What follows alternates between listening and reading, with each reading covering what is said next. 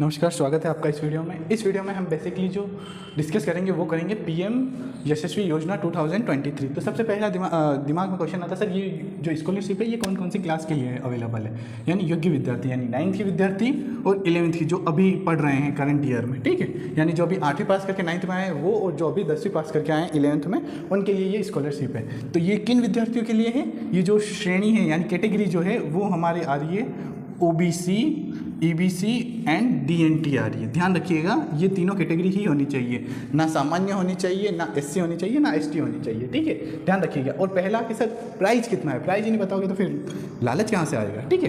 तो देखो प्राइस जो है इसका, ठीक है, जो 9th में जो बच्चे पढ़ रहे हैं उन्हें सरकार दे रही है 75,000 रुपये, ठीक है, इस स्कॉलरशिप के हिसाब से, यानी पीएम यशस्वी स्कॉलरशिप के हिसाब से। और 11th में जो क्वालिफाइड हो जाएंगे बच्चे एग्जाम देके, उन्हें मिलेगा 1,25,000 रुपये, ठीक है, वो भी पूरे 2 साल के लिए। कौन से? पूरे 2 साल के लिए। ध्यान रखिएगा, अभी आप 9th में है तो 9th में भी 75 और 10th में जाएंगे तो भी 75। उसी हिसाब से 11th में भी ये भी पूरे 2 सालों के लिए। कितना? पूरे 2 साल के लिए, यानी 11th 12th के लिए। ये तो हो गई प्राइस के लिए। तो सर इसका एग्जाम होगा या नहीं होगा? इसका सिर्फ एक एग्जाम होगा, वो भी है एग्जाम डेट, यानी ठीक है, ध्यान रखिएगा एग्जाम डेट। जो हमारी एग्जाम डेट है वो हमारी हो जाती है 29 सितंबर को 2023। तो सर आपने तो इतना बता दिया, एक श्रेणी बता दी, प्राइस बता दिया और एग्जाम डेट बता दिया। तो सर इसका सिलेबस भी बता दीजिए। सिलेबस देखिए, जो अगर हम 9th और 11th की बात करें, ठीक है, तो दोनों का सिलेबस तो है ना एक जैसा ही रहेगा, बट क्या होगा कि चेंजेस हो जाएंगे। यानी 9th में पढ़ रहे हैं उनके लिए 8th तक की NCERT, जो 11th में है उनको 10th तक की NCERT पढ़नी है। तो ध्यान रखिएगा 9th में जो सिलेबस है 9th क्लास का, उसमें आता है मैथ्स। सबसे पहले जो मैथ्स के हैं वो 30 क्वेश्चन है, 9th और 11th दोनों, ठीक है, मैथ्स के 30 क्वेश्चन है। फिर आते हैं हमारे साइंस के। साइंस में ध्यान रखना सारे एक नंबर के जितने भी छोटे क्वेश्चन हैं आप उठाइए और पूरा अच्छे से उसे रट लीजिए, क्योंकि एग्जाम हो गया, जैसे मेन एग्जाम होता है उसमें भी 10th तक की लेवल की ही साइंस होता है। तो देख लीजिए साइंस का लेवल अच्छा खासा आएगा। सरकार को एकदम ब्रिलियंट स्टूडेंट चाहिए, ठीक है। उसके बाद आते हैं साइंस में 25, फिर आते हैं सोशल, ठीक है, सोशल में भी हमें जो क्वेश्चन मिलेंगे वो कितने होंगे?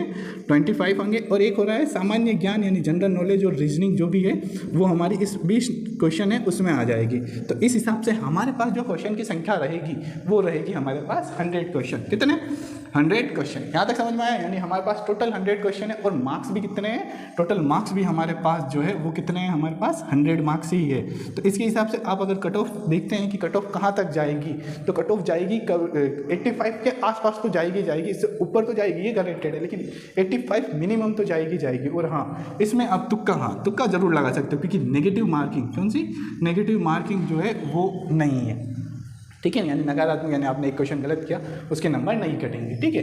ये हो गया हमारा, ठीक है। और इसके बाद हमारे पास और पूछता है कि सर हाँ मैंने एक चीज़ नहीं बताई है कि एज कहाँ से कहाँ तक होनी चाहिए। जो 9th में जो बच्चे पढ़ रहे हैं, ध्यान रखना इनकी एज के लिए भी इन्होंने स्पेशल क्राइटेरिया दे रखा है। ध्यान रखना 9th के बच्चों के लिए एज क्राइटेरिया, ठीक है। जो एज होनी चाहिए वो होनी चाहिए 1 अप्रैल, कौन से? 1 अप्रैल 2007 से 31 मार्च, ध्यान रखिएगा 31 मार्च 2011 के बीच में उसका जन्म होना चाहिए। ध्यान रखिएगा ये। और 11th के बच्चों की बात करें, 11th के बच्चों की जो एज होनी चाहिए वो होनी चाहिए हमारी 1 अप्रैल 2005 से, कौन से?